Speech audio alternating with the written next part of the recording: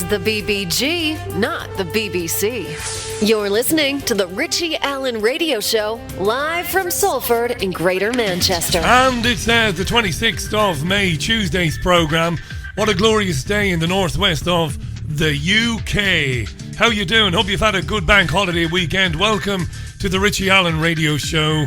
I've got two terrific guests for you today. Simon Dolan, the successful entrepreneur and race car driver, is taking the UK government to task over the legality of the lockdown. Simon will tell us about that. And former World Snooker Champion Peter Ebdon will join the programme. I'm really excited about that too. Peter is a healer also. We'll talk about that journey. And he's been on radio here in the UK, national radio, talking about some of the things that we talk about on this programme. And the news media, the print media, lambasted him for that. We'll talk to Peter Ebdon in the second hour about those things. Love being with you. Good to be back. Thanks for your kind messages last week and over the weekend. It is the BBG, not the BBC. I am Richie Allen. Welcome to your Richie Allen Radio Show. It's the Richie Allen Show. Broadcasting live on richieallen.co.uk and multiple platforms around the world. And now, here's your host, Richie Allen. And as usual, you join the bleeding well hell in, join in. It's Twitter, it's at Richie Allen Show on Twitter. I'm sure you'll have questions and comments for Simon and for Peter. Do send them to me through the medium of Twitter. Thanks so much for your kind words. Bit of a mini crisis last week with the beloved not being very well. Thanks for allowing me the time off. Not really. I won't take a week off now this spring. I won't get a holiday till probably late August, but that's okay. Thanks, and thanks again to Mark Boyerski, who's a long-time friend of ours. Thanks for your help, Mark. I appreciate that, and I know you're probably listening right now. Indeed. Big shout out to everybody who sent me a nice message, as I said. So Dominic Cummings is everywhere today. Who is he? Well, he's Boris Johnson's closest confidant, allegedly, right? And it was revealed in recent days that when the lockdown began and we were told you can't go outside and you can't see your grandparents and your factory, your place of work, your business will have to be closed down at great economic expense, at great disaster to you and to yours. It emerged that Cummings drove around about 420 kilometres to the north, to Durham, after his wife had developed COVID-19 symptoms. So this is a big deal at the moment. I don't think it's anything to be getting our knickers in a twist about. I'll explain why in a minute. It's a distraction. I think it's pure theatre. That's just my opinion. There were some belly laughs, though. I won't subject you to them. I'm sure you've heard the sound bites by now. Some belly laughs. Cummings said he drove from Durham. While he was in Durham, he drove to Barnard Castle before then driving to London. Why? Well, he wanted to see if his eyesight was okay for the long journey to London, as you do. So Dominic felt, I'll take a 30-mile drive just to check the old eyes. And that's his story, and he's sticking to it. They got to the castle, and he was adamant that they didn't meet with anybody, and they sat by the riverbank for 15 minutes. This is world-class lying, of course. We know this because me and thee, well, we're not thick, are we? Right. Now, I know most of you won't get the cricketing analogy, but Michael Gove is a world-class opener, a serious operator. In times of crisis, get Gove out there. Put him out in front of the cameras, because he can take anything, right? He's brilliant. Yes, he's a lot more besides, but he's very good at that. So Gove spoke to everybody, to Sky, to the BBC, and to LBC, Nick Ferrari.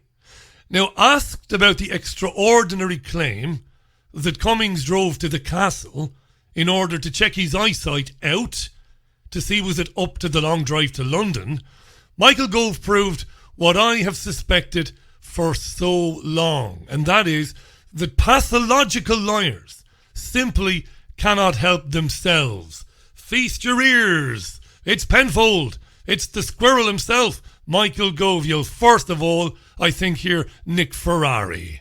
Would you go on a 60-mile round trip to test your eyesight?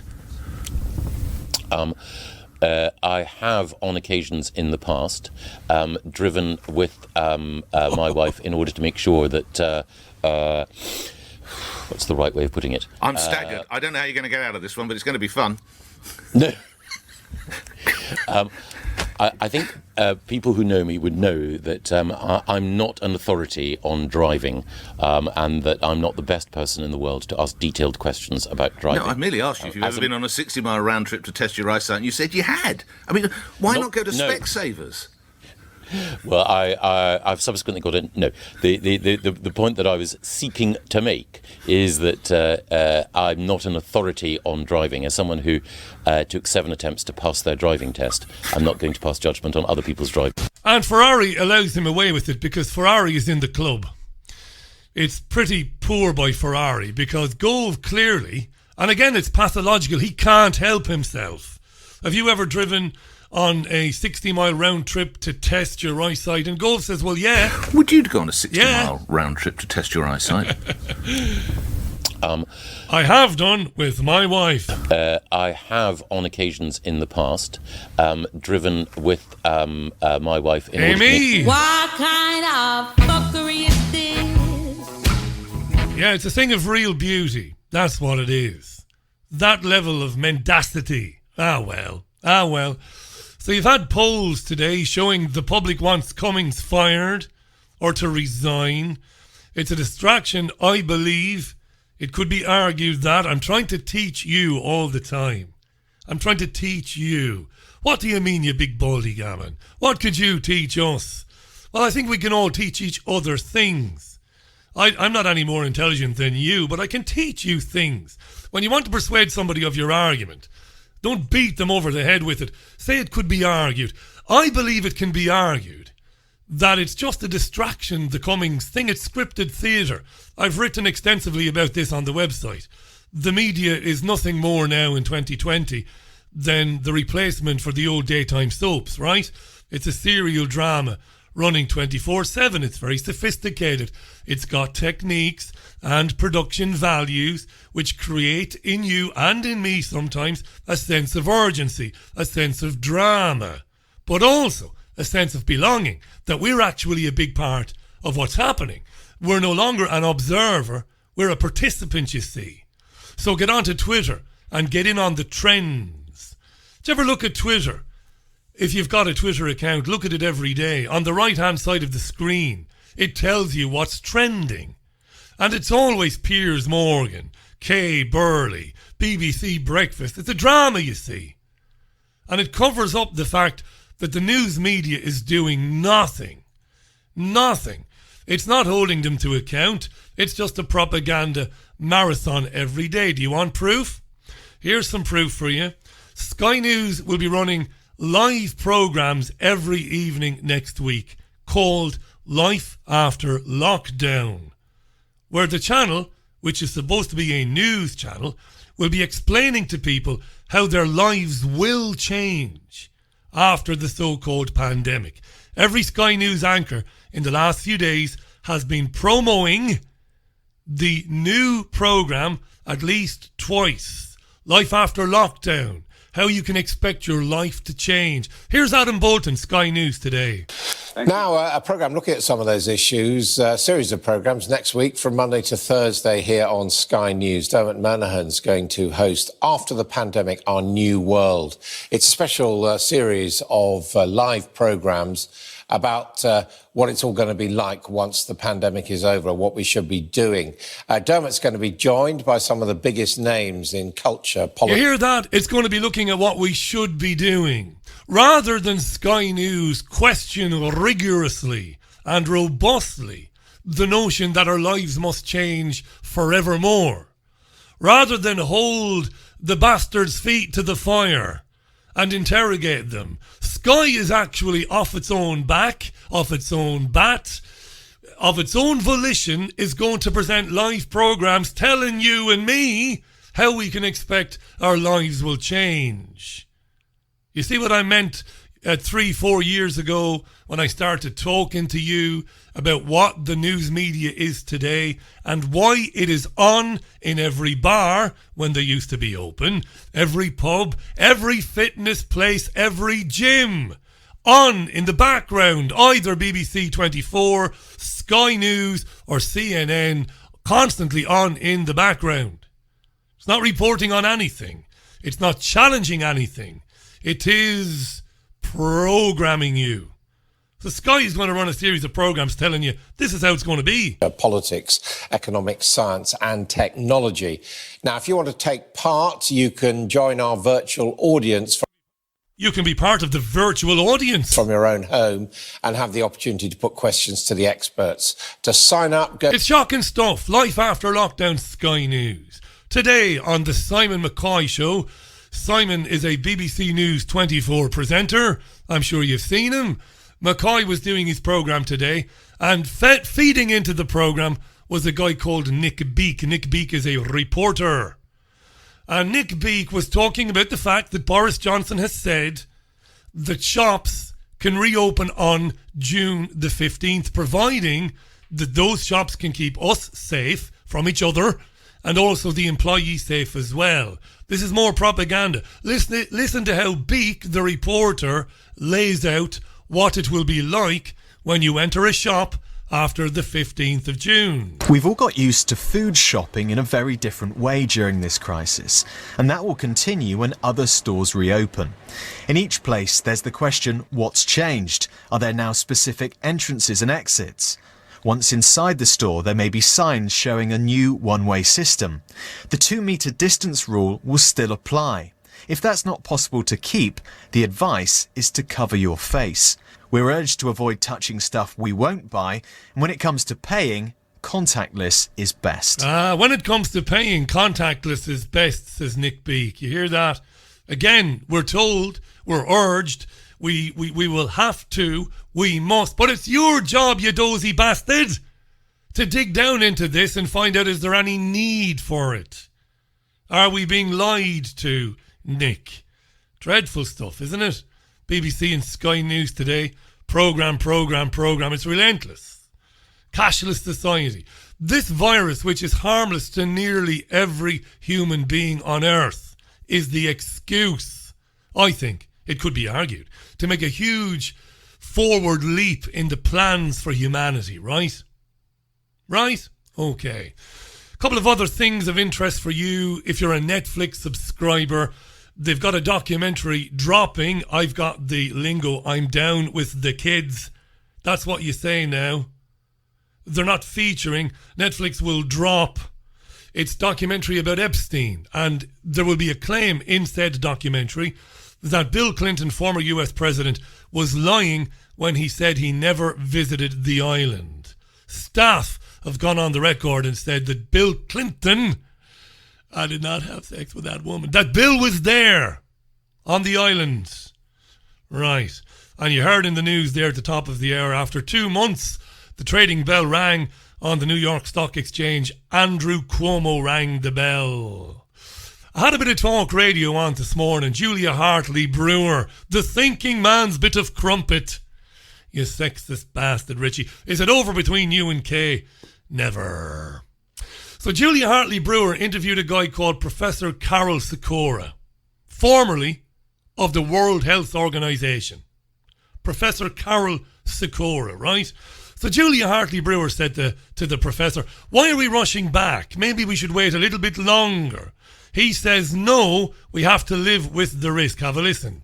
I mean, we're going to have to live with risk. We always have lived with risk. This has focused our minds. We've been petrified by the terrorism of the government. I mean, the message has been so powerful. It's been the most powerful psychological operation that I've known in my whole life, to scare us silly, to make out that you're doing it for someone else. You're saving the NHS. You're saving other people. Great. It is a good message. But that climax is over now. Amy? What kind of fuckery are you? Did he just say that we were terrorised by the government? fear-mongered into thinking we were doing the sacrifice for someone else. And then did he say that it was good? I think this guy had a change of heart mid-sentence. I think he was telling it as it is, laying it on the line. And then he realised, Jesus, I'm getting a bit too close to the bone here. We've been petrified by the terrorism of the government. We've been petrified by the terrorism of the government. Let's hear that again. Come on now. We've been petrified by the terrorism of the government. Yes. I mean, the message has been so powerful. It's been the most powerful psychological operation. Psychological operation? That I've known in my whole life. Wow. To scare us silly. To scare us silly? To make out that you're doing it for someone else. You're saving the NHS. You're saving other people. But... Great. It is a good message. That climax is over now. We're moving to the next phase. And you've got to reduce the fear and get people back to normal. Great. It was a good message. We've been petrified by the terrorism of the government. We've been petrified by the terrorism of the government. Great. It was a good message. My great friend Jean Ann Crowley is telling me this guy's a famous cancer doctor. I think he was telling the truth there, and then he had a change of heart. Or he heard the of a gun behind him. Somebody was standing behind him with a rifle. It's a good thing, Professor, to scare the bejesus out of people. 19 and a half minutes past the hour. This is the Richie Allen Radio Show, live from Salford in Greater Manchester. Back to Dominic Cummings. A policeman phoned into LBC this morning. Old Bill the copper, whose name is Scott, by the way, is fed up now that when he approaches people who are not obeying the lockdown rules, they'll just cite Dominic Cummings. Interesting exchange this. Scott the policeman on LBC Radio. Scott the policeman. I've been policing throughout this whole lockdown. I haven't listened to his statement today because I was at work this afternoon, but I've read the bullet points of it. I've given people tickets for sitting in London parks on benches who are refusing to move on, who are breaking lockdown rules, which means they have to pay a fine, etc. I just don't see... He must be very proud of himself. Is that what he imagined when he came out of the academy? I've been giving tickets to people sitting on a bench in a park, minding their own business. And I told him to move on, bejesus. Get back home because you'll kill us all. And they refused to move and I fined them.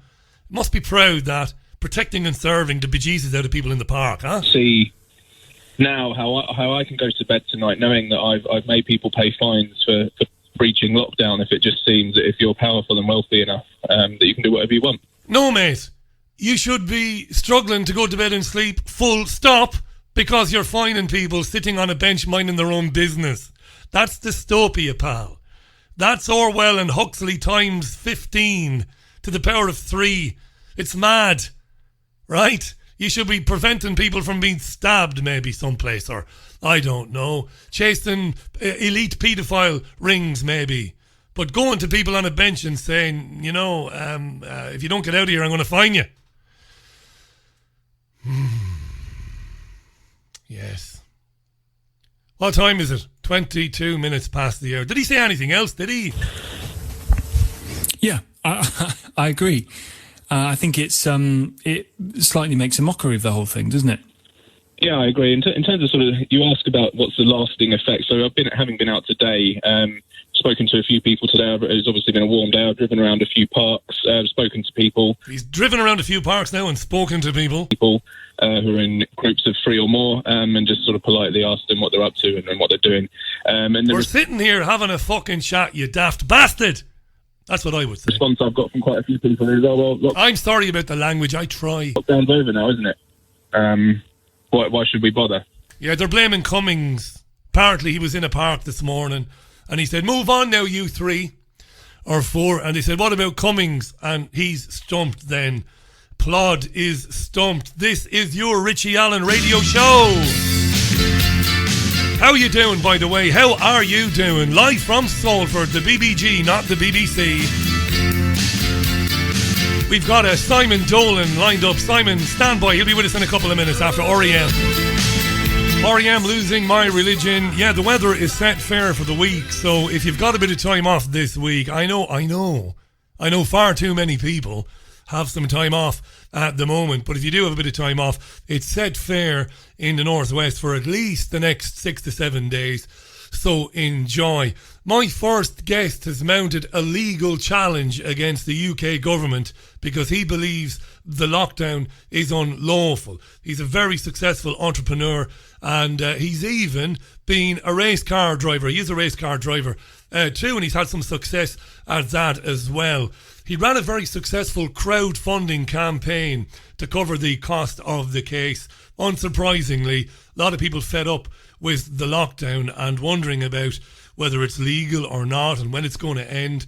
So let's just welcome him to the programme. You know who he is because the case has been covered in the national media. Delighted that Simon Dolan has given us some of his time this afternoon. Simon, thanks for coming on, and you're very welcome to the programme.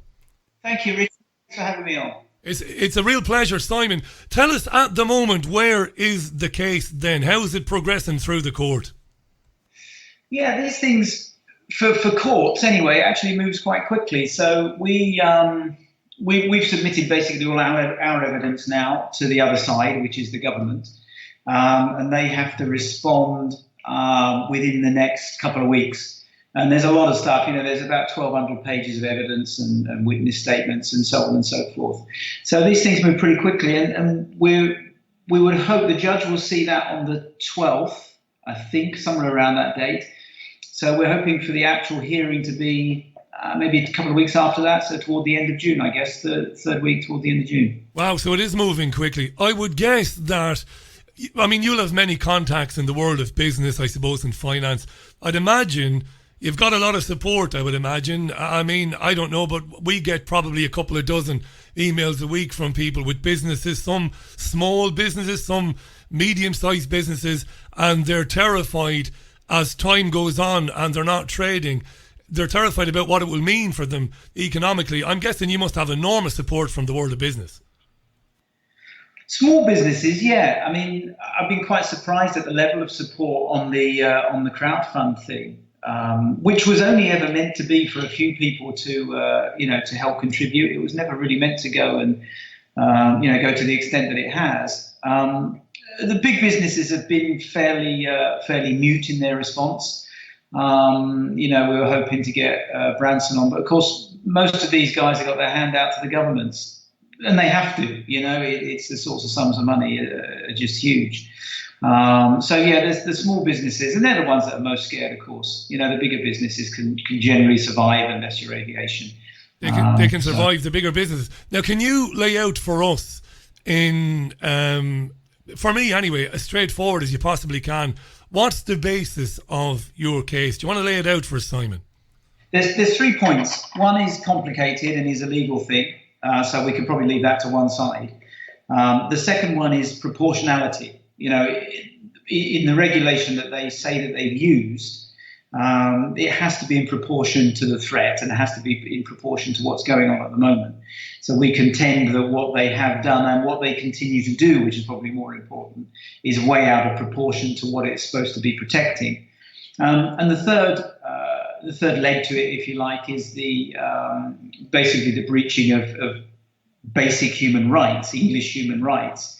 There's a number of them: the right to political protest, the right to religion, right to education, and also the main one is the right to enjoy private property peacefully. So a little bit technical, but you can kind of get the gist of it. And people forget that this is the biggest breach of fundamental rights in English legal history. It's not overstating it at all. Never before has a population been locked up and businesses forcibly closed. It's quite extraordinary that there isn't more fuss about it, to be honest. Yeah, particularly when you saw one or two fairly disturbing scenes. There was one in Liverpool where a man was dragged out of his shop by the police, which went viral, I think, on Twitter. And I suppose a lot of English men, women, Irish men, women would never have imagined they would ever have seen anything like that. We might come back to the police, Simon, but I'm fascinated by the proportionality aspect of this, because I think it's very important, because I believe that there are men and women in academia very qualified, and they're being marginalised or suppressed by the media. They have been saying from day one that the lockdown was a step too far or maybe unnecessary. Now, that's obviously a route that you've gone down. have you got in your arsenal, for want of a better word, have you got experts, people from medicine, from science, who are saying, look, there was no need to lock the country down? Yeah, there's a whole army, to be honest with you. The problem with scientists, I suppose, is that you'll get some that agree and some that disagree. The government scientists, I think, have been widely discredited. They relied on Ferguson's model, which we all know is completely incorrect. And interestingly, no one's heard anything from Ferguson since. But the government continued to base the lockdown on the numbers that he did, even though they've been entirely discredited. So I think that's interesting in and of itself. But the vast bulk of the science, and I struggle to find any scientist now that would say that there is any reason to have any lockdown whatsoever. And this is where it'd be interesting. You see, the other thing that we're trying to do on the judicial review is to get them to release the minutes of the SAGE meetings. Right, yeah. These emergency scientific bodies. And the government have said that they'll be transparent, from the start, and they follow the science, but then they don't release the documents on which they're relying. Well, why? You can only imagine that the reason they haven't released them is they dissent from the government's view. It's another thing that we're going for in the judicial review, is to get them to release that. And I think that would be very, very interesting reading, and probably quite damning. It's hugely important, isn't it, for listeners who don't understand SAGE? It's the Scientific Advisory Group for Emergencies. As Simon perfectly explained there, a lot of controversy around the names of the people on this particular committee or group, and second of all, what have they been telling the UK government? Fascinating stuff. Have you been disappointed by the media in terms of how the media has reported on this from the get-go, or were you unsurprised by it, Simon? How have what have your observations been even looking at the media all through this so-called crisis? It's really fascinating, actually. So I think I've spoken to just about every newspaper, and the journalists on pretty much every newspaper, and every single one of them has agreed with me. Wow. Off the record and on the record. There hasn't been one single dissenting voice. And the reason is that they can see that actually it's affecting their jobs, it's affecting the businesses that they work for. So that was really quite fascinating. And then you get, kind of Sky, who were really anti our campaign, pro-lockdown. And the BBC, quite tellingly, haven't picked the story up at all, like literally nothing. And it's not like it's not being pitched to them and not being advertised, in other places. And you contrast it with the Gina Miller thing with Brexit. So obviously the BBC quite enjoyed that, because there's 150 plus articles about Gina Miller's Brexit case on the BBC, and there is zero about our one. And that's kind of quite telling, because that in no way is that balanced media. It's very hard for me to hear that, because as somebody who's produced, commercially and nationally, which I have done, it really is sickening to hear that, because I think you're a bit modest, to be honest. I know some of your critics don't think you are, but I think you're a bit modest. It is a massive case. It's huge, and it's every bit as important as the action taken by Gina Miller. And for them not to be in touch with you, especially because you're well known, you're a successful man, you're a colourful character, you're very articulate, how could they not bring you on? It's shocking. I mean, I don't tell people what to do. I never do. I never urge people to do anything that's against the law. I certainly do not. I don't advocate any illegal action whatsoever. But I've never had a television licence. And one of the reasons I've never had a television licence is because what you just told me there. As a citizen, as a taxpayer, I'm entitled to expect the BBC to get you on and to follow the case step by step rigorously. It's disgraceful, Simon. Yeah, and quite strange. I wasn't really expecting it. Maybe I was. But no, on the whole, in answer to your original question, on the whole, the media have been very much behind it. Interestingly, it's the readers, when they do these readers' polls, especially in the Express and the Mail and the Sun, whenever they run a poll, lo and behold, the poll results come back as being 54% say that the lockdown hasn't been strict enough. And you think, that's ridiculous. How could it have been more strict? How could it have gone on longer? Someone said earlier, we're 63 days into a 15-day lockdown. It's beyond comprehension that people would actually be voting for to have a longer lockdown or so on. But then, of course, there's 5 million civil servants that haven't been furloughed and are sat at home, in the sun, it's been nice weather, receiving full pay for doing absolutely nothing. And they're probably the people that might be voting for it. The other people who are sat at home, 80% furloughed wages, probably better off than they were when they were working because they don't have travel costs and they're not spending anything.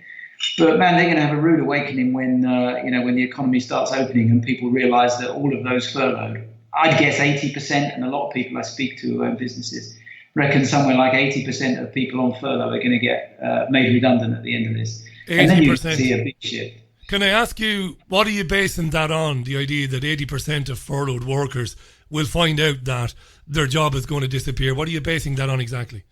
Talking to people I know who own businesses. Right. Big businesses, small businesses. You look at McLaren today, I think, have just announced that they've laid off 1,200 people, which is 25% of their workforce. It's not their Rolls Royce 9,000, BA 30,000 or something. It just goes on and on and on and on and on. And these are just the ones that are being made redundant now. When the redundancy payments run out, the furlough payments run out, then there's going to be a big wave, a huge wave, I think. So I see unemployment in the UK running at maybe 6.5 million when this is over. And that's 10%. I mean, it's staggering to think that this is a reality, because I tend to think you're right on that.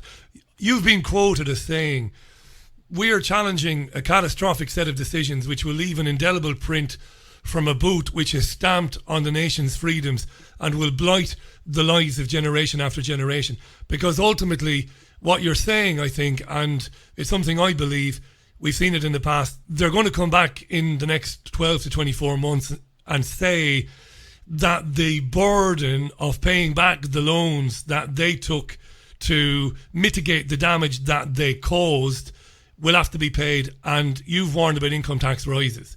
It's going to be hellish, right?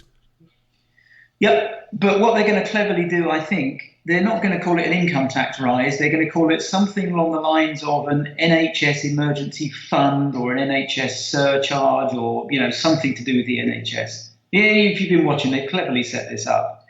And I wonder whether the burden will be on individuals or whether it will be on companies. So if you made every company that employs more than 250 people or something in the UK, if you made all of them pay a 5% NHS surcharge on turnover, not profit, on turnover, that would bring in quite a lot of money. And of course, the government know that the people or the shops or the big businesses that don't pay this surcharge will be boycotted by the angry masses that say that they don't support the NHS and, how could you possibly not do that when our hero doctor and nurses have been saving lives and all the rest of this stuff. I think that's where a lot of it will come from. They'll say it's a temporary tax, but of course no tax is ever temporary. And then income tax, like I say, it won't be called it. It will be called an NHS surcharge and probably be a wealth tax, maybe 1% on everybody's wealth. How do they calculate that? I don't say this to be funny, but I could imagine, I doubt very much they listen to this particular programme, but if any of them did, they might say, I tell you what, Simon Dolan, that's not a bad idea to introduce an NHS saving tax. It's the sort of malevolence, listening to you, it's the sort of thing they would think of maybe and would do. The wealth tax I'm hugely interested in. Ever since I read Ed Conway in the Sunday Times a few weeks ago, actually, well, it was a well-written piece by Conway, but ultimately he was in favour of it. And he even went so far as to say that it should be swift and done in a way that would prevent, us getting wind of it and moving our money. A one-off wealth tax on everybody in the country. Basically a bail-in. But that's tyrannical, Simon. It is, isn't it? The very fact that they say that they're going to, that they would do it quickly. Yeah. They know, therefore, that the effect of it will be to push anybody who's got any money outside of the UK to a country that doesn't have a wealth tax. It's not difficult to move these days, unless, of course, you're in lockdown and aren't allowed to fly anywhere. So, maybe that's part of it. But wealth tax for sure. It would be difficult not. They have to get the money from somewhere. This is the point.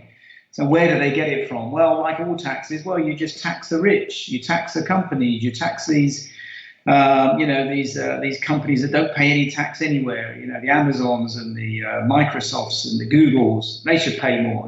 Basically anybody who's got any more money than me, whoever that me is, should pay money to bail us out. I agree with you. None of this should happen, but there is an argument to be made that companies like Google and Amazon and Facebook, they get away with murder, Simon. They get away with murder. And, when you see stories that are verified that Google makes $7 billion in profits in the UK and in total 3% of that is taken, that's not proportional or fair when you look at taxes paid by small businesses. And I know you're in touch, as you mentioned, with small businesses who get screwed left, right and centre. It's just not right that.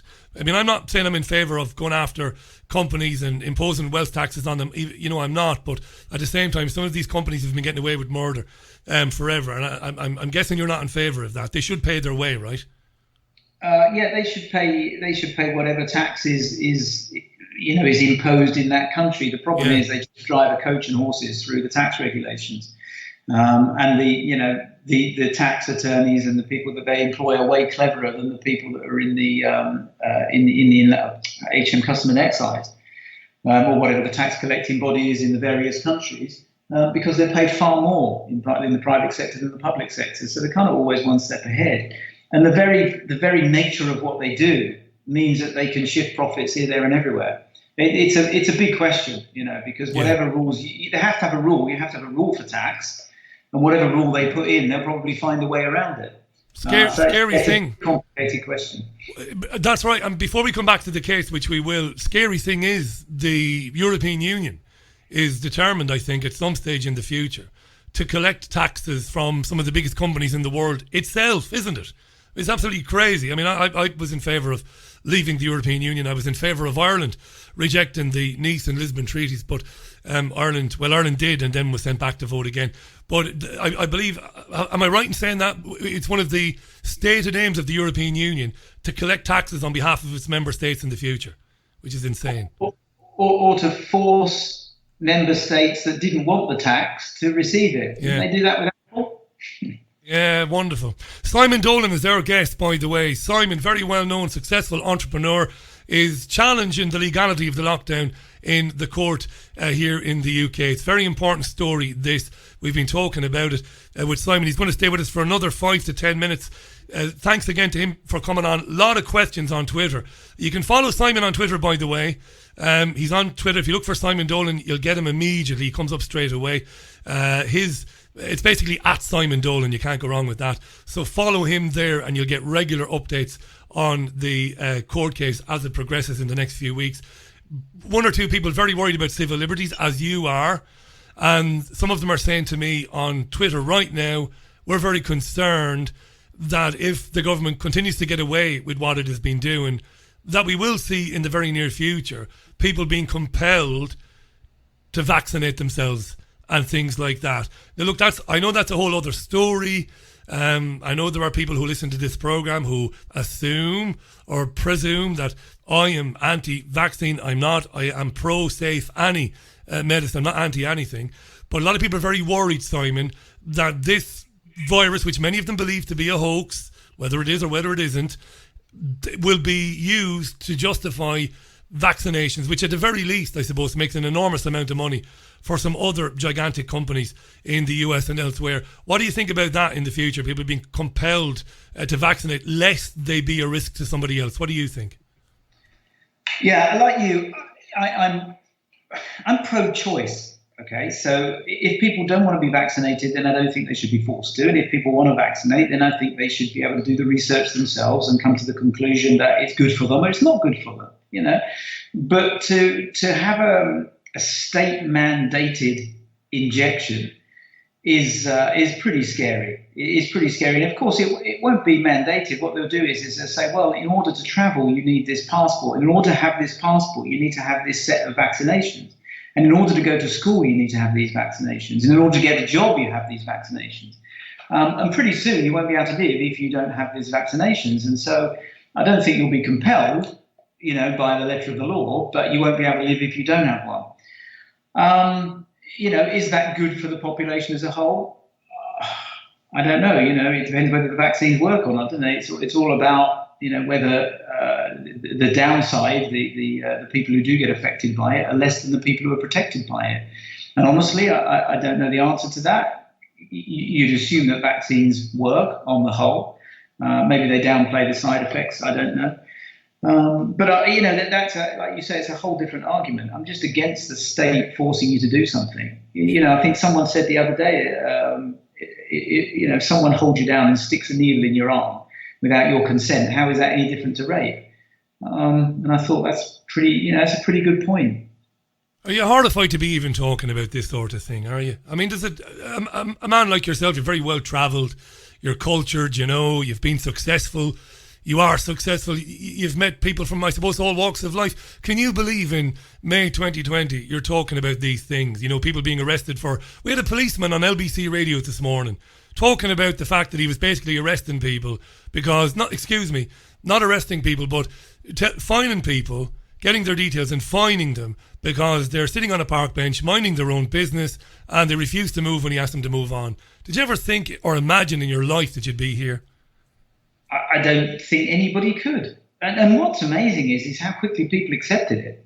That's probably the more scary part, actually, that there was really there's been no uprising, there's been no particular dissent about it. And that was the thing that got me started on this. I was watching it from afar for however long, 4 weeks or 6 weeks, and looking at the damage it was doing and looking at the numbers and going, gee, somebody's got to do something about this. And then I happened upon an article by a barrister and who said it could be challenged, and so that was where it started. It's scary that they did it, and even scarier that people have accepted it on the back of what? Someone saying that there's a flu bug around? No, okay, it's not the flu bug, it's a cold bug. Oh no, it's not a cold bug. What is it? It's a nasty thing. It's a nasty virus, and it's killed people without any shadow of a doubt. No more dramatically than people were killed in 2014-15 and in 1999-2000. It's not the bubonic plague, it's not Ebola. It's nasty if you're old, basically. And what the government should have done, with hindsight, of course, is just to say, look, wash your hands, be aware that there's something about, which is what they did, and that was what actually gave the biggest reduction in this mythical R number. And if you're old or poorly, don't go outside because it's a really nasty bug if you get it. That would have been the only advice you would have needed, and you would have seen exactly the same profile, I think, other than the fact there wouldn't have been so many deaths in care homes, And you've mentioned earlier on, you've got experts whom, I can't speak for you because maybe you have done for all I know, but I certainly don't have any medical training, biology, none of that. But you have people who have the credentials, who are saying that very thing to you, that this was a nasty virus, but there was no need to do this. We should have just been a bit cautious with those who are vulnerable to that and looked after them, but the rest of us should have just gone on and washed our hands and been a bit clever. You've got those experts saying that. Yeah. I mean, there's more and more come out every day. Of course, people now start jumping a little bit on the bandwagon, don't they? They can see the tide is turning, and now all of a sudden they're saying, well, yeah, we told you that all along. It's a little bit like, people who sort of support football teams only when they're winning, that kind of thing. Yeah. There's huge amounts of evidence. Look, everybody knows, and of course it's with the benefit of hindsight, to be fair to the government. They were in a very difficult position. It was an unknown thing. You had all those horrible photos and video coming out of Italy where it seemed to be a disaster.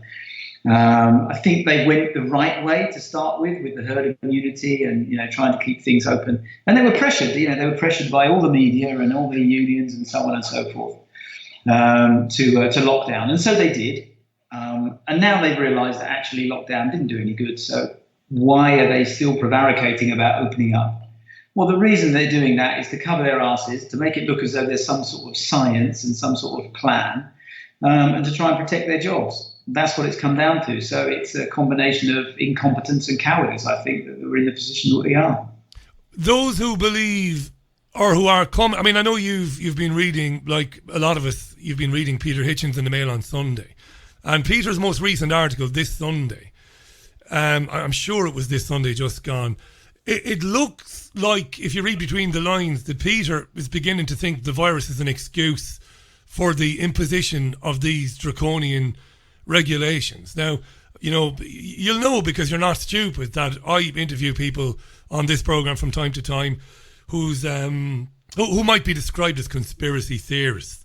Many of them academic men and women, but they've got a different outlook. I believe in my heart of hearts, for what it's worth, and my opinion really doesn't matter here, but I do believe it, that the advice is the excuse, and that these draconian things that we're seeing, that you're taking them to court for, Simon, are things that they desired. I mean, there's an amazing Irish lawyer called Fionnuala Ní Éileán, and she works for the United Nations. She said she's very suspicious at the fact that they've got, hundreds of pages of rules and regulations all ready to go, and she wondered if they were in a drawer waiting for the excuse to use them.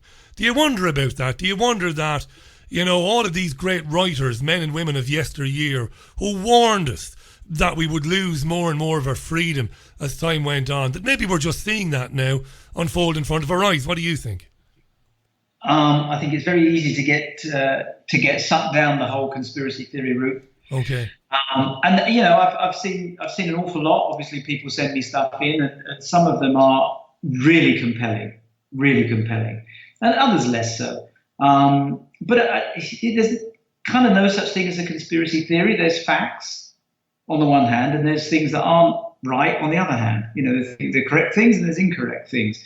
And there's plenty of conspiracy theories that have turned out to be completely correct. And 50 years after the event, or 20 years after the event, or whatever, the government suddenly admit it. And to think that every government in history has manipulated people in some way, shape, or form, to think that this particular government is the first one never to have done that would beg a belief, wouldn't it? Yeah, now, whether it's about this or not is another question. Personally, I just think it's something that came along. I think it's something that they handled badly, but now they're not letting the opportunity go to waste. That's kind of where I'm at. So they're using it for sure. I don't think it was manufactured. I don't think they planned the whole thing, because I don't know about you, I've never met a politician that's been bright enough to pull something like that off. Certainly not a group of them. They're even worse. It's very that's plausible. my personal thoughts. But I do love a good conspiracy theory, I must admit, and some of them do make an awful lot of sense. You have to dig pretty deep, I think, and there's a lot of truth there for sure. Yeah, it's very plausible what you said there, that it came along and some people decided to jump on it. They saw the opportunity. There's no doubt about that. Simon, just before we let you go, I mean, the very best of luck with the case. I know you're a very serious man, and the case is serious. Not to put any dampener now on you being on or the case itself, but I know you'll be aware that the Irish journalists John Waters and Gemma O'Doherty tried to take the Irish government on. Now, that being said, and it pains me to admit this, but the Irish government is as corrupt as any government that I've covered in recent history. In fact, there is something, and you'll be aware of this as a businessman, there is something called the Corruption Perception Index for businesses. And Ireland has always been, well, in the last 20 years anyway, has always had a very low rating. In other words, a bad rating. We're considered to be very corrupt. I didn't expect John and Gemma would do very well, but I wish them all the very best. Did you cover or follow that case, and what did you make of that? And does it mean anything to you here taking on the UK government? To be honest, I heard about it, but I didn't follow it. I mean, it's interesting you say that. A group of people in France got in touch with me and said, look, we're thinking of doing something similar. Can you share some ideas and stuff? And so I did. And they said it would be impossible to do what we're doing in France because the government and the judiciary are so closely entwined. Yeah. There's no way of doing it.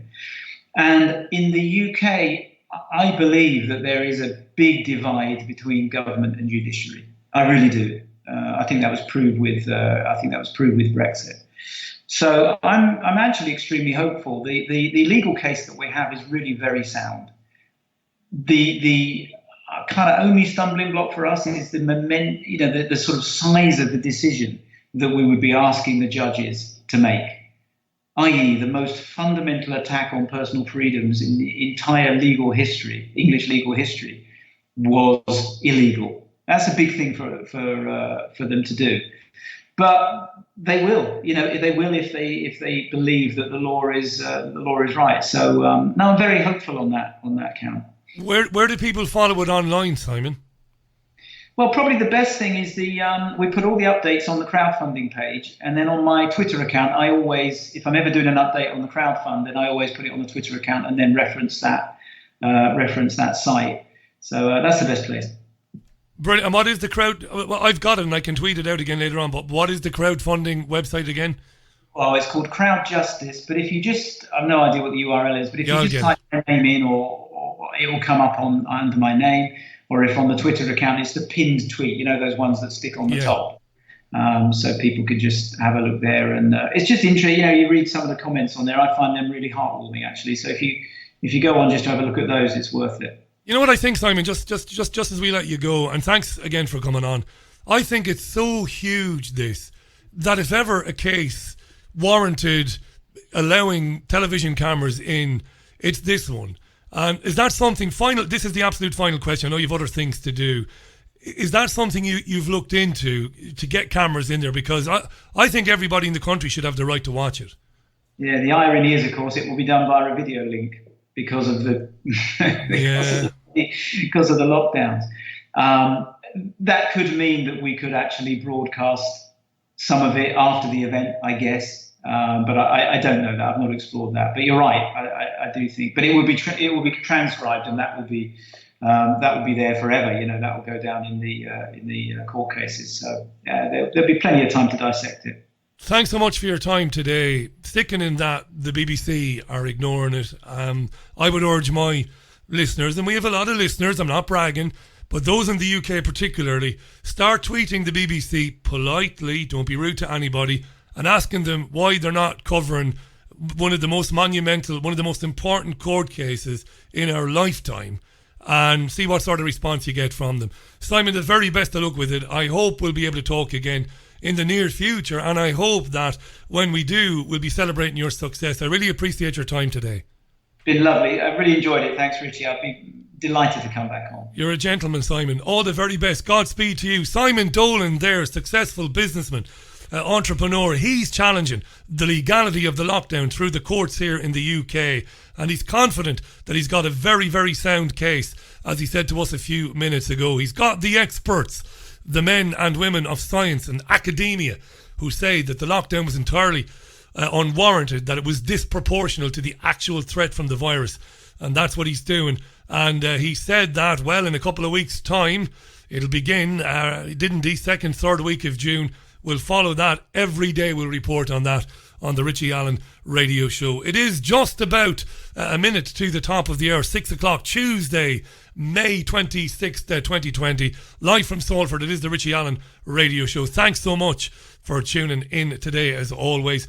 Got some very good guests lined up this week and next week, and I will be telling you about phone-in programs as well, because I want to do more phone-in programs as we go along. Right now, though, I think we'll take a 60-second interlude. When we come back, we'll have headlines and don't forget former world champion former snooker world champion Peter Ebdon. That's a Freudian slip there. Peter beat Stephen Hendry, of course, in the final in 2002, one of the greatest finals of all time.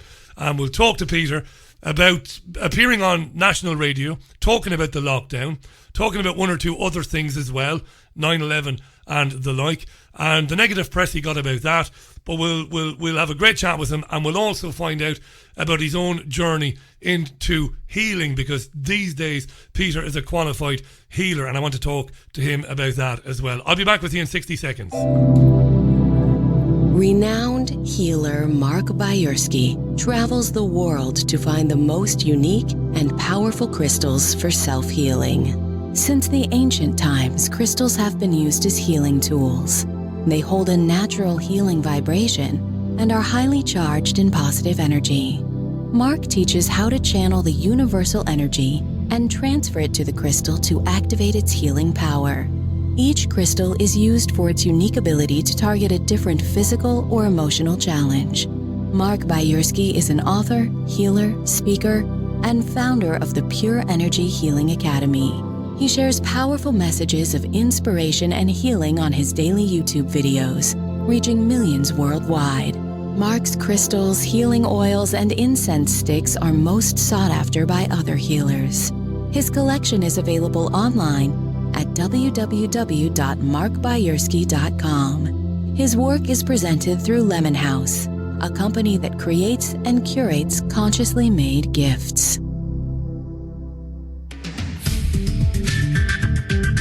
Right, it's a minute and a half past 6 then. Let's get the headlines from FSN. Don't forget Peter Ebdon joining the programme in a second. From Feature Story News in Washington, I'm Simon Marks. Physical trading is now taking place on the New York Stock Exchange for the first time in 2 months after coronavirus restrictions were eased. Japan's state of emergency has come to an end, and the FBI is to investigate the death of a 40-year-old black man who complained of breathing difficulties as he was arrested by a white police officer in Minneapolis. Thank you very much, Simon. You are with the Richie Allen Radio Show. It's a glorious evening here in Salford in Greater Manchester. You can tweet the programme. It's at Richie Allen Show on Twitter. And while tweeting it, you can also, of course, engage with other listeners, share your opinions and all of that. I'll mention it again, former World Snooker Champion Peter Ebdon will be on the programme in a couple of minutes' time. Before that, though, we'll take another tune. We'll take a tune, we'll have a breather, then it's Peter Ebdon. Alrighty, I love this. Seven Nation Army, White Stripes, great stuff. Right, it's 5 past the hour then. Music from the White Stripes, Seven Nation Army on the Richie Allen Radio Show. Lots and lots of interest in my next guest, unsurprisingly. I'm delighted to welcome him to the programme. As a massive snooker fan, and I'm not a sycophant, I really am, and anyone who knows me knows that to be true. I know all about him. He won the World Snooker Championship back in 2002 in one of the most epic and amazing finishes that the sport has ever seen, beating Stephen Hendry in Sheffield 18-17. He's been to the final a couple of other times. He won the UK Snooker Championship as well. I think he won 9 or 10 ranking titles, and most recently, sadly, he announced his retirement, but he's kind of moved into the commentary box, and we've heard him quite a bit on the BBC, where he's made a transition to commentary look very smooth indeed. Along the way, in recent years, he's also qualified as a healer, and he's been in the news in the last few days, because when he was on BBC Breakfast Radio a few days ago, talking about his career and snooker, he talked a little bit about why he disagrees with the lockdown, and he talked about one or two other things as well. And of course, unsurprisingly, the print media went in on him. How dare he offer an opinion that differs from the official narrative? But I'm delighted that he did, and I'm delighted to welcome to the programme, as I said, former world champion Peter Ebdon. Peter, thanks so much for coming on the show today. How are you? You're very welcome, Richie.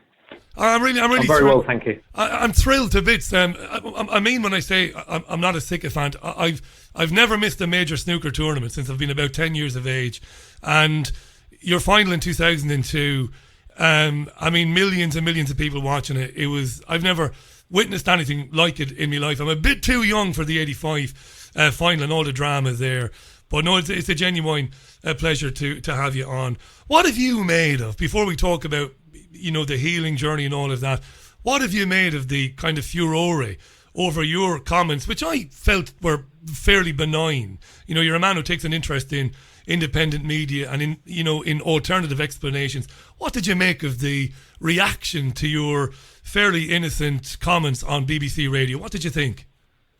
Well, sadly, it wasn't very surprising, Richie, and I'm sure that you're not too surprised about that either, but it seems that whenever anybody sticks their head above the parapet, if it goes against the norm at the time, people tend to get shot down. But I understand what newspapers are like.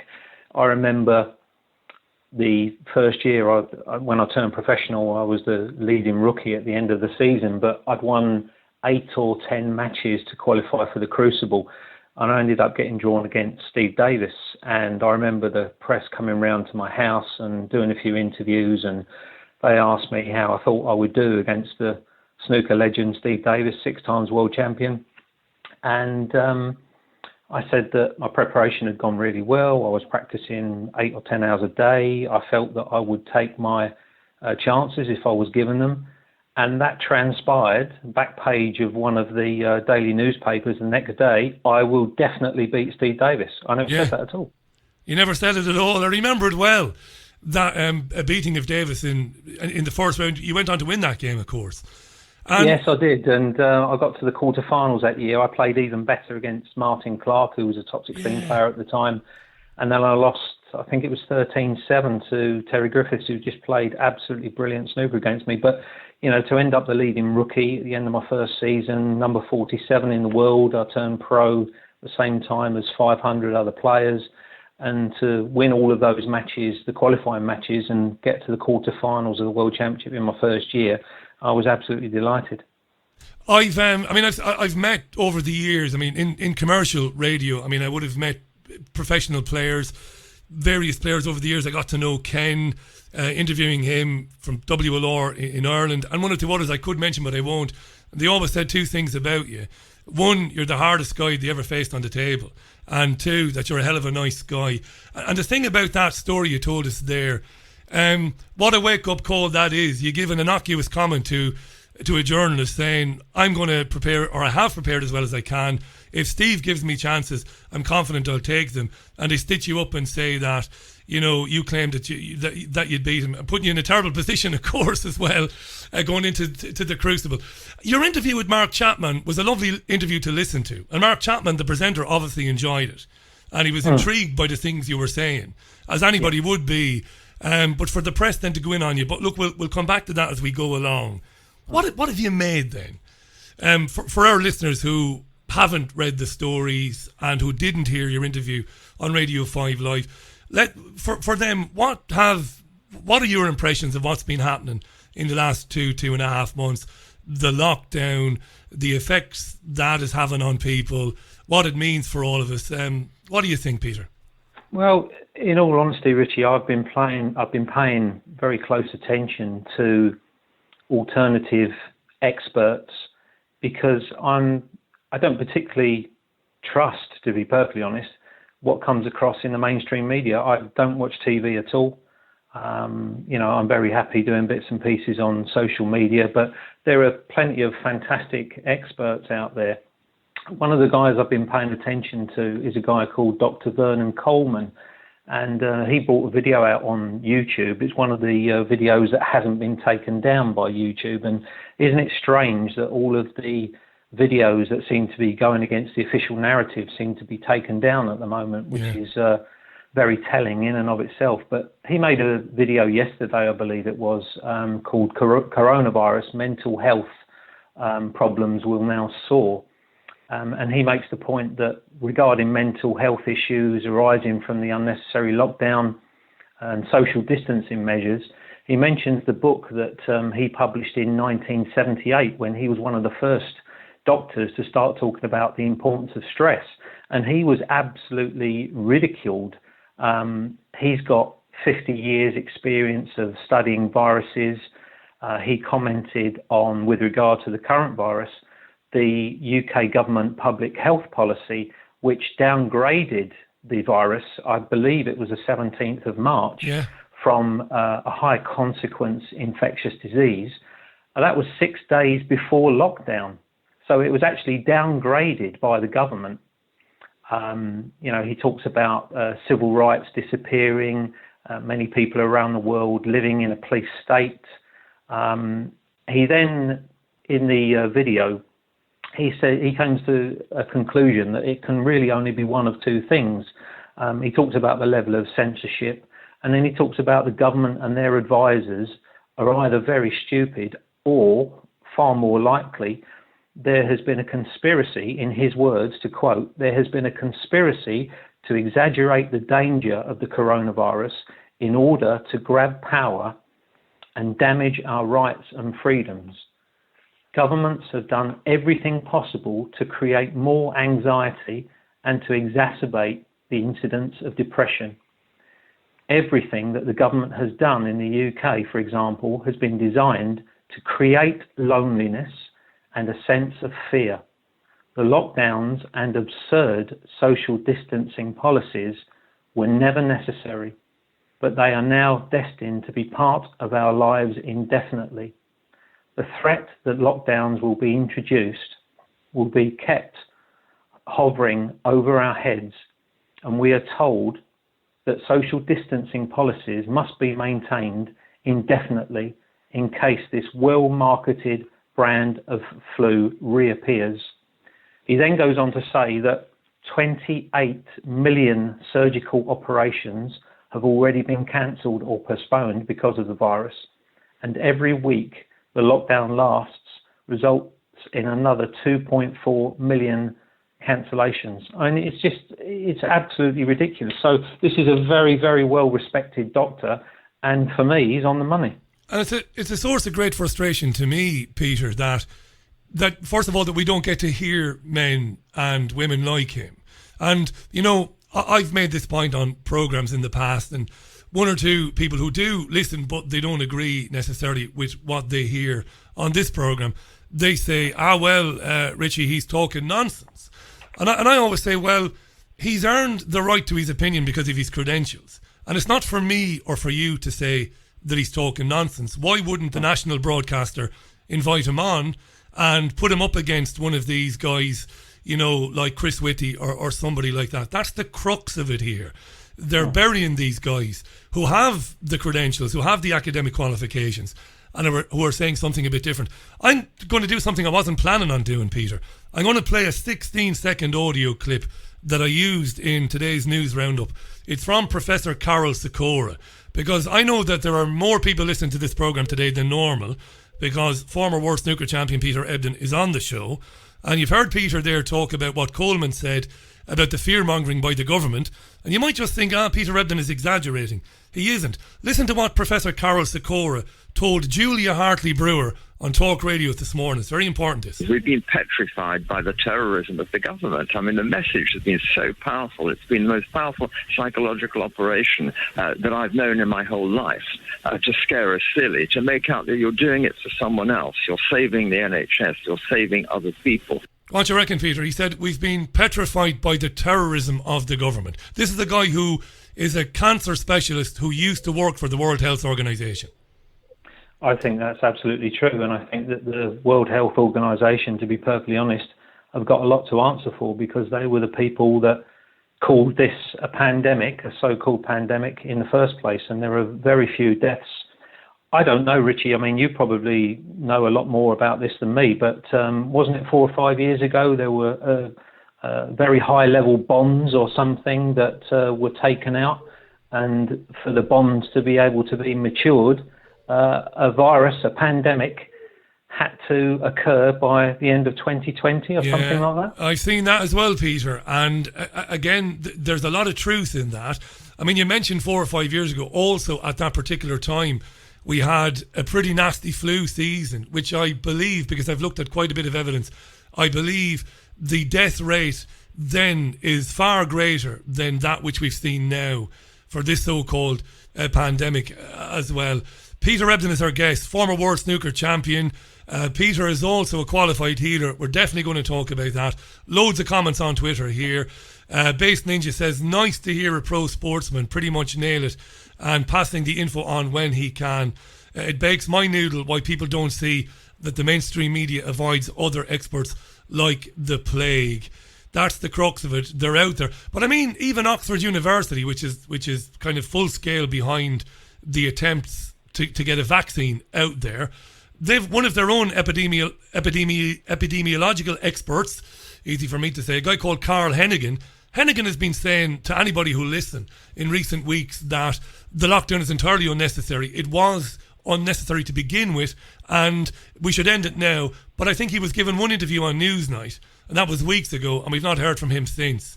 Hugely frustrating, Peter, is that. What I mean, you mentioned there about I might know more about than you. I certainly do not, or anything like it. But what I'm fascinated every time I talk to somebody, I'm fascinated to ask like their own personal experience. You know, because my experience is in my kind of wide circle of contacts and friends and neighbours. I don't know anybody who's been seriously unwell, and I live pretty much 300 metres away from one of the biggest hospitals in the northwest, and I know. 2 people working there, one of them who's a nurse, and they reliably inform me that the hospital hasn't been under any pressure whatsoever. None. And they've not been inundated with cases, even with senior citizens or people with underlying conditions. And they're a bit baffled by that, Peter, would you believe? I think we've seen videos that have been shared all across the internet from people that have been disobeying the lockdown order and going to the local hospitals, and this has happened all over the world, and they've just walked in, there's nobody there, and they're taking videos. So it's quite obvious that this so-called pandemic is really nothing of the kind. And if you look at the latest statistical information from around the world, I believe that the worldwide death rate now is something like 0.004 of the population. Again, you know, exposing massive holes in the official narrative that this is a deadly virus. We heard from Simon Dolan in the first there, he's taken the government to court, and one of the things that they're talking about, Peter, is proportionality. And his experts are telling them there's absolutely no need to lock the country down, and that the claims early on that this is going to kill a lot of people. I mean, Ferguson was saying maybe 250,000 people in this country, wasn't he? And that's not borne out. I suppose they'll say the lockdown has probably prevented that, but that's nonsense. I want to dig. I want to get into with you if it's okay, because I'm fascinated. I don't believe that well-known men and women, celebrities, sportsmen and women, you know, are different to the rest of us. I mean, you're obviously different in terms of you have a great skill, a great talent that you got the most out of, hugely successful. But I'm always fascinated when well-known people say to me, Richie, I got to the stage where I just couldn't take anything from the mainstream media other than with a pinch of salt. I couldn't believe it anymore. And I'm fascinated with you, Peter. Was there a point, was it a gradual thing with you over the years, or did something happen that made you think, wow, there's something going on here that I'm not comfortable with? Was there one event, or was it an accumulation of things for you? Well, if I think back, being totally honest with you, I remember the year that I beat Ronnie O'Sullivan in the World Championship, 13-11. And it was in the back page of one of the newspapers the following day that a journalist and former professional sportsman, for me, he really crossed the line. He actually accused me of cheating in that match through slow play, and I thought that was absolutely disgraceful. My wife, Deborah, at the time, pleaded with me not to sue the newspaper, but I decided to sue the newspaper out of principle. But the journalist was very clever the way he brought the story forward, because he said in a comment piece, and this was the whole thing, it really came down to a technical point of law, unfortunately. He said the one word that crossed my mind when watching the Ebdon O'Sullivan match was ... cheating. So I sued the newspaper in question, and I was advised to go down the arbitration route eventually, having secured a no-win, no-fee deal with my solicitor. And the presiding judge in the arbitration actually decided that it was a comment piece and not a factual piece. So it was purely on a technicality.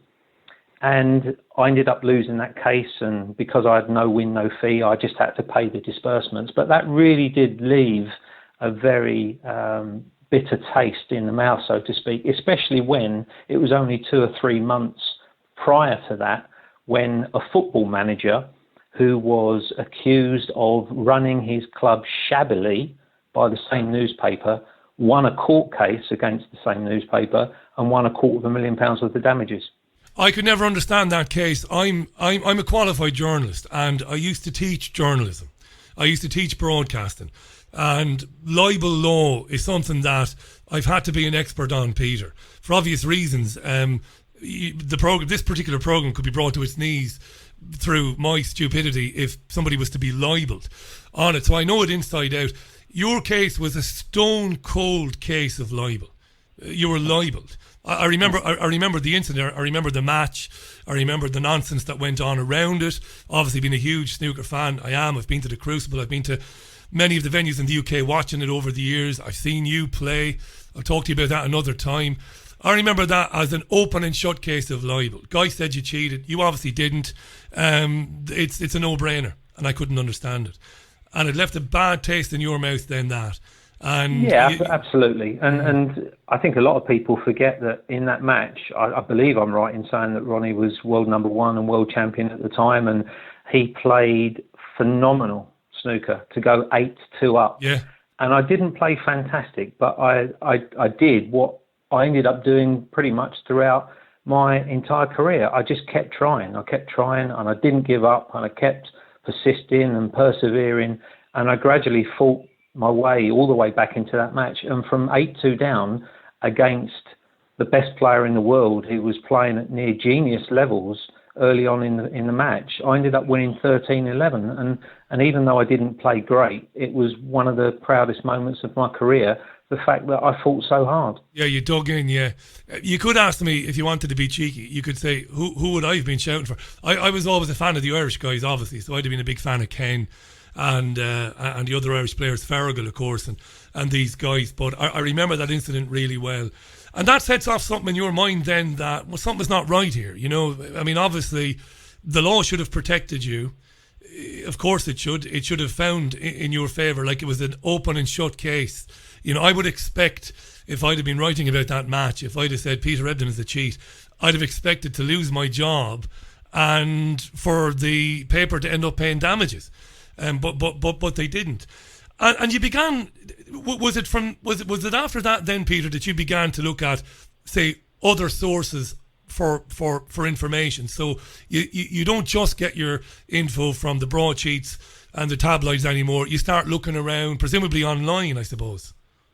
Yes, absolutely. But I've always been, very open-minded, and that's one of the reasons why I ended up becoming a professional healer. I probably have very few interests. So outside professional snooker over the last 30 years, my main interests have been pedigree research with thoroughbreds. I've been very interested in genetics, bloodlines, line breeding, which is the reinforcement of superior ancestors, and also healing as well, which has really sort of come to the fore in the last 7 or 8 years. I think, to be perfectly honest, the big point in my life was losing my dad to cancer in 2011.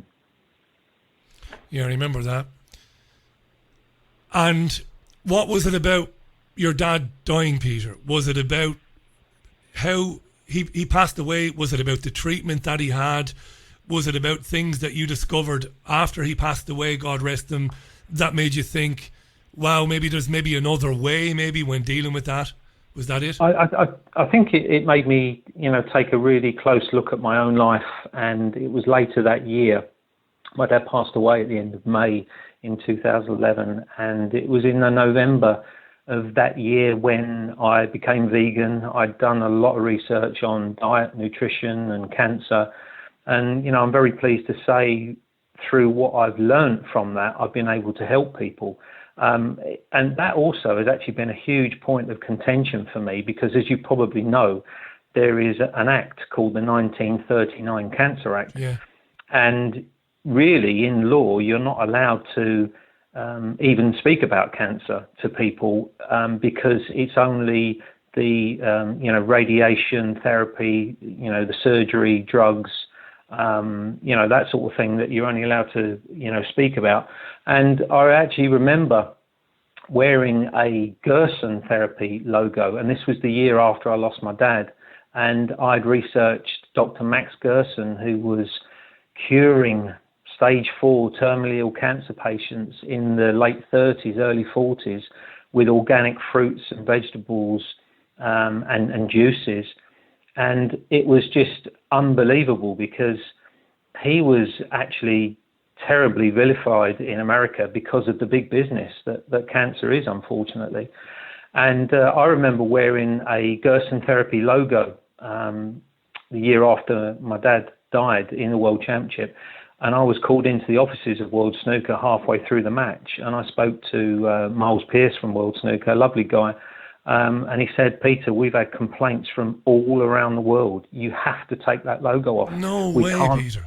We can't allow you to continue to play with that logo on." And the words that he actually used were "for your own safety." How did I miss that? Did that make the news, Peter, that them telling you to take off the logo? Because I don't remember that. Did it? Yeah, it did. It was in How all did the I miss that? newspapers. So, Wow. you know, it got tremendous publicity for Gerson therapy. You know, they still can't practice Gerson therapy in America. So a lot of the clinics are in Tijuana across the border in Mexico. And, yeah, I mean, Gerson, it's such a sad story because that man was an absolute genius. And 80 years later, whereas he was curing stage 4 cancer patients at 50% with organic fruits and organic vegetables and their juices, 80 years later, we're in a situation whereby the 5-year survival rate for somebody that has had radiation or chemotherapy is something like 2.5%. It's very low. Yeah, it is very incredible. low. Yeah, it's very, very low. So Max Gerson's and name. Gerson, unfortunately, he was murdered. He died of arsenic poisoning.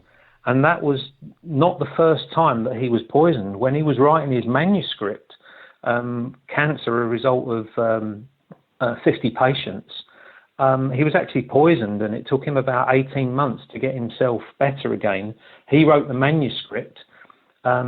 The first 50 survivors went to the US Senate, if I remember correctly from the book, to testify that his treatments had helped them to recover from cancer, and all of those records were struck from the records in America. It was disgraceful, and they ended up murdering him in the end. He died of arsenic poisoning. I think it's so sad. His name has come up a few times over the years here. Max Gerson, Peter's talking about, if you're new to it.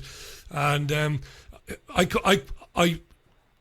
don't know if there are any copies of the book in existence or for sale. There might be, but the book came out in the very late 50s or early 60s, didn't it? A Cancer Therapy, it was called. That's it, yeah. What Peter has said there is right. This guy was, as far as I remember, he was a Jewish physician, and he was having success. He claimed he was having great success at treating cancer in the way Peter described there. What Peter said there about the Senate testimony, that's all true. That was all struck. I didn't know, Peter, that that ultimately he was murdered. But I know that the National Cancer Institute, and I know a lot of our listeners will say, yes, Richie, but we know there's a revolving door system there, like there is with Big Pharma and the World Health Organization. But they did everything they could to discredit him, didn't they? And to say that he was wrong. And they even said he was dangerous. But of course, taking juices and eating fruits and vegetables, how could it be dangerous in any sense of the word? But you're right, the Cancer Act of the 1930s prohibits people in this country under serious penalty of court and serious fines, prohibits anybody from claiming, even if they have managed it. I've got to be careful what I say here, but I have had people on this program in the past who've talked about natural remedies and natural treatments, but they are precluded from making a claim that they've had any success under penalty of litigation. It's absolutely crazy. We continue to tell people that the only way to treat cancer is to pump yourself full of radiation effectively that will kill pretty much every good living cell in your body. It staggers me, but yeah, and that's about as much as I can say, Peter. Well, that's one of the reasons why you can incredibly boost your natural immunity through a vegan diet.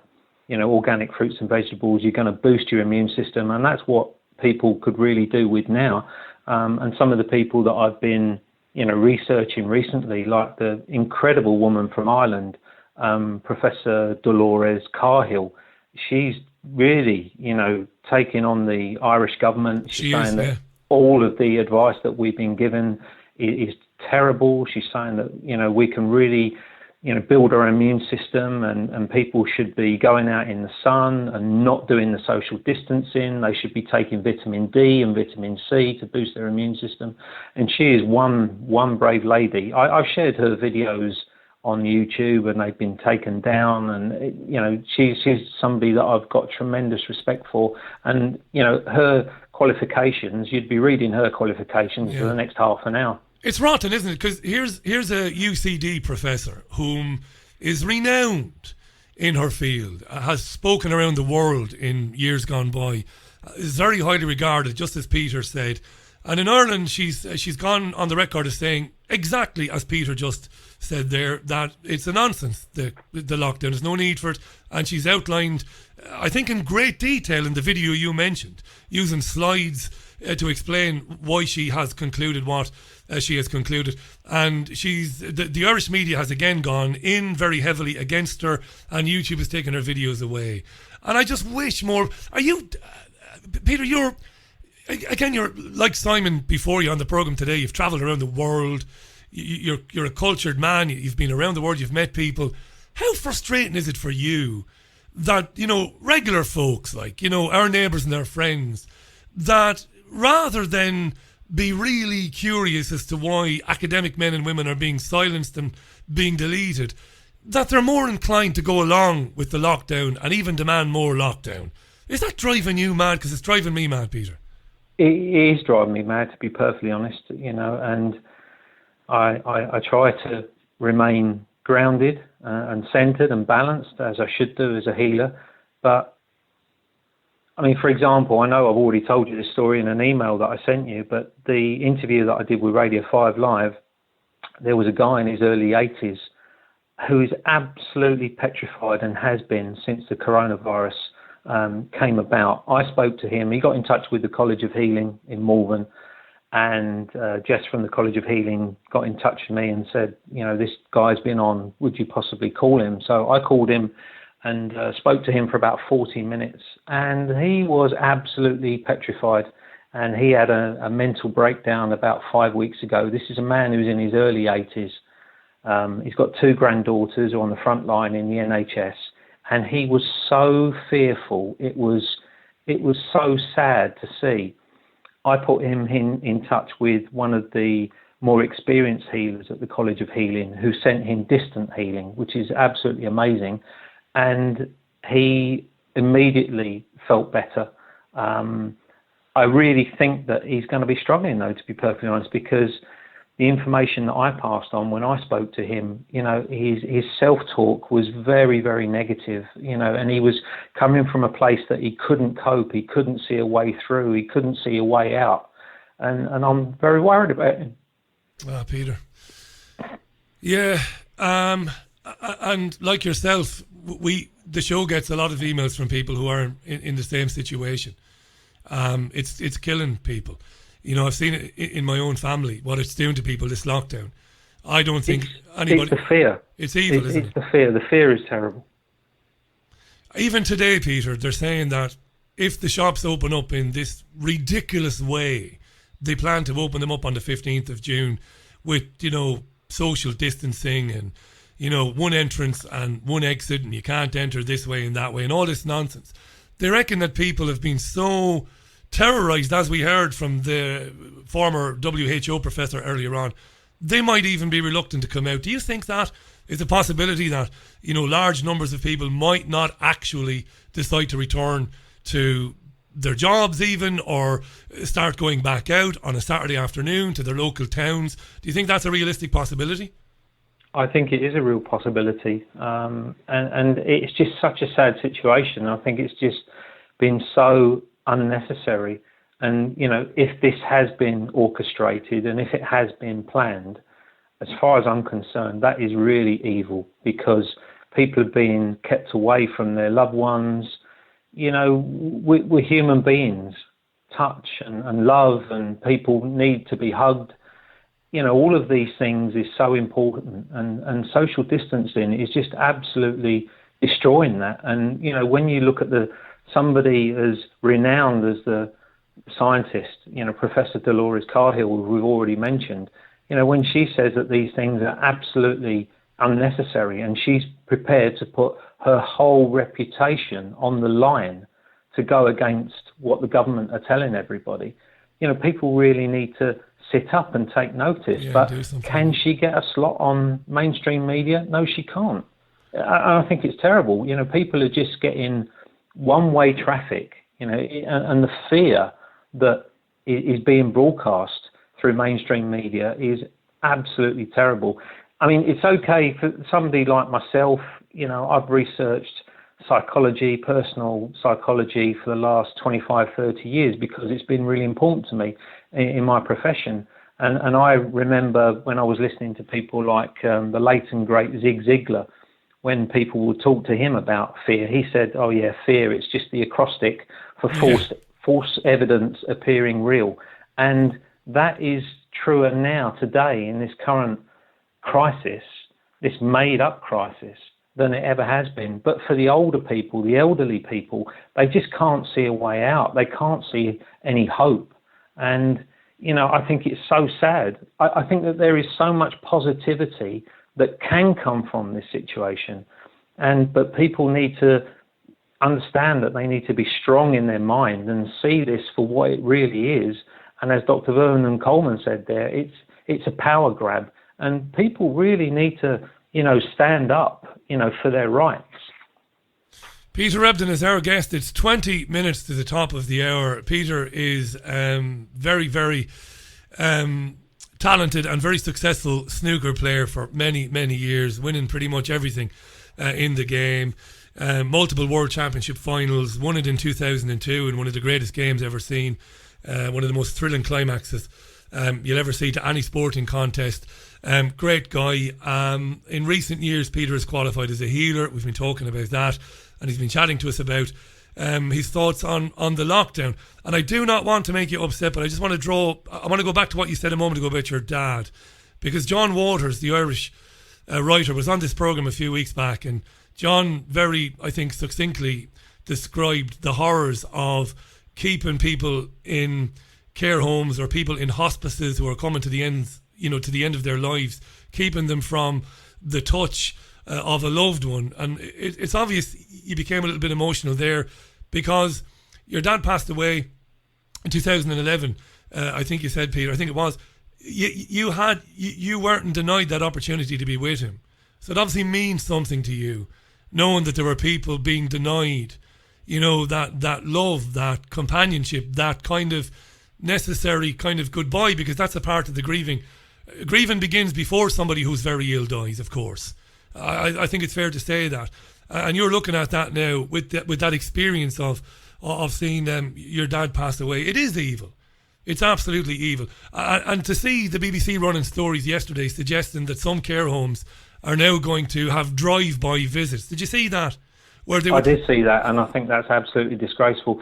You know, Richie, in all honesty, I think that the whole world has gone completely mad. Yeah. And the fact that more people are not up in arms about this, you know, the fact that they're having their liberties, their freedoms taken away, I find it literally incredible. It's almost like we're living in some sort of twilight zone. 6 months ago, nobody could possibly have imagined the situation that we were in now, other than the people perhaps that had planned this all along. Yeah, I'd be the first to agree with that. I mean, I over the years, I thought that, you know, down the line, this is where certain people kind of want us to be, you know, kind of kettled or corralled, and the sort of power grab, I could see that's where they wanted us to be, but I never saw this happening. And like you expressed a bit earlier on, the thing that's really upset me about it is obviously what's happening to people in care homes, older people. Like yourself, I have empathy, but I'm just horrified by the acquiescence, by people just going along with it, and it's taken me quite a time to come to terms with that, because I did have a little bit more faith in people. Can I ask you? I'm certainly not asking for any names, but you know a lot of people, Peter. Are you hearing that amongst your peers? your former fellow professionals. Amongst them, are some of them getting a bit antsy? Are they having these discussions about this lockdown? Are they starting to see through the charade? Again, without asking for any names, because that's none of my business. Are people starting to see through it, do you think? To be honest, Richie, I think that they're like most people, and they're very, very compliant. You know, the only way that I can logically explain that is that people are becoming so brainwashed by watching mainstream media because they're not being given the alternative. You know, there are plenty of alternative outlets out there.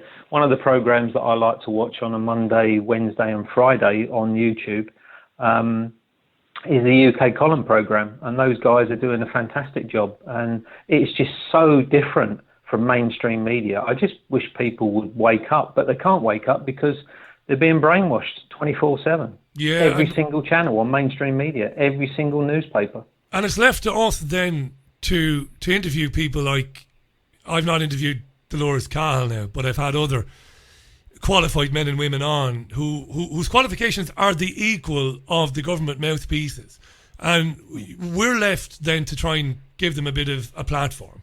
And however successful we are, we're still a drop in the ocean compared to the BBC or Sky News. So it's a constant battle, and it's a terribly frustrating thing. You know, I've said it to some guests in the past. I've said, Jesus, you know, it's been great having you on, but really you should be saying this on Newsnight, or you should be saying it to Jon Snow on Channel 4, but that's not the way it is. And I worry that as I mean the hegemony enjoyed by Google, YouTube, I think in the very, very, very near future they're going to start coming after, not me particularly, I mean nobody, I don't have any ideas about myself or this program, but I think in general they're going to start looking to make it more and more difficult for people like the programs you mentioned, and the people in Ireland who've given a platform to Dolores Cahill. They are going to make it more difficult for people like us to be heard. And it's not a money thing. It's not about money or support at all. They're just going to put pressure, I think, on the providers not to host us. I mean, we've seen it with David Icke's YouTube channel with nearly 1 million subscribers, gone because he dared ask, you know, questions about 5G. We've seen it with others, and it's going to trickle down, Peter. And I don't know what we're going to do about that, to be honest. I really don't. Well, there are people speaking out, aren't there? I mean, you know, one of the guys that I've got tremendous respect for is Lord Sumption, who's spoken out. You know, you've got Peter Hitchens as well from the Daily Mail. I think he's been doing a fantastic job. But Lord Sumption, former Supreme Court judge, you know, I just wrote a few notes from what he said in one of his interviews the other day. He said that ministers are timid, no real purpose. There's no real purpose in continuing the lockdown other than to spare themselves public criticism. It's a mark of a statesman to stand up for the national interests. He went on to say, more than 9/10 of the deaths show that there were multiple causes of death. This is a virus that affects people with serious pre-existing vulnerabilities, and that is consistent with all the statistics, particularly the government's. He advocates that the lockdown should become entirely voluntary, and that it's not for the state to decide what risks we are going to take with our bodies. People who feel vulnerable can self-isolate, and the rest of us can get on with our lives. We have never lived in a risk-free world, and we are never going to live in a risk-free world. For anyone other than someone with serious pre-existing medical conditions, this is a very mild epidemic. That's right. In the Cabinet Office papers published with the National Risk Assessments, they have listed all the pandemics since 1918. The mortality of this one is right down the bottom, lower than any of the others, and that's Lord Sumption. A brilliant voice and a brilliant legal mind, and they have given him a bit of time on Sky. I saw him do an interview with Dermot Murnaghan where he had time, but it's kind of few and far between. It's a lot of the more experienced, you know, again, former barristers, former judges have been saying this, you know, have been saying what an outrage it is. that we're in this situation. Look, I think you probably suspect, I wouldn't put words in your mouth, but because of your own journey from what you've told us, I think you maybe share my suspicion that people like Boris Johnson, his predecessor, of course, Theresa May and David Cameron before him, Gordon Brown, they don't have much power, Peter, do they? I mean, I see these people as front men and women for another agenda entirely. And when it comes to decision, I think that's absolutely true. Yeah, that's it. Yeah. I really think that's absolutely true. I mean, you know, for me, I'm not particularly interested in politics. You know, if somebody's from the left or the right or the centre, if they're speaking the truth, that's what interests me. You know, it's the truth. I really do feel, though, that, you know, there are really good people out there. I remember watching an interview with Dr. Bruce Lipton a couple of weeks ago, and he was going on about the coronavirus. But I think the one thing that we can take from somebody with his experience, he said that at any one given time, our minds can only hold either the vibration of love or the vibration of fear. We can decide, we can choose love. Ultimately, everything is volitional. And this is what is being taken away from the pensioners and other people with the constant fear-mongering in the press, in the mainstream media, because maybe these people don't understand that they have a choice. Maybe they don't understand that they can control their own mind and choose love over fear. We're going to run out of time in 5 minutes, and I'm going to get hammered because we didn't get into the healing too much. So I'm going to ask you to come back again in a few weeks' time, when you have a bit of time, so that we can talk about healing specifically. If you don't mind, you don't have to, but if you do come back, we'd love to have you back. No, I'd love to. It'd be brilliant, Peter, because I am getting a bit of stick now because we didn't get into the healing so much, but I knew we talk a lot about the virus. But in the few minutes that we have left, I'm going to indulge myself, because I don't get a chance to indulge myself very often. I've got to ask you this. As somebody who loves sport, and I've been to the Crucible, and I've been to the old Wembley Conference Centre to watch the Masters. I've been to Goffs, which is an amazing place, and you had your great moments at Goffs as well, of course. How, when you're 17 frames all in the World Snooker Championship final, millions and millions of people are watching on television.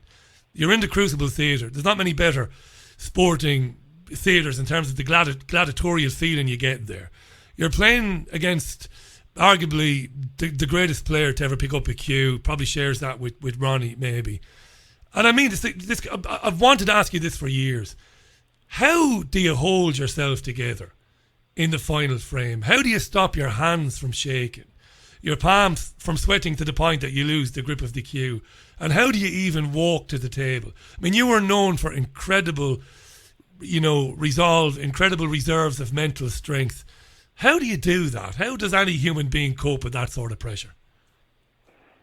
I think it was what I'd become accustomed to over a long period of time. But, I'd really conditioned myself. The learning processes that I'd gone through.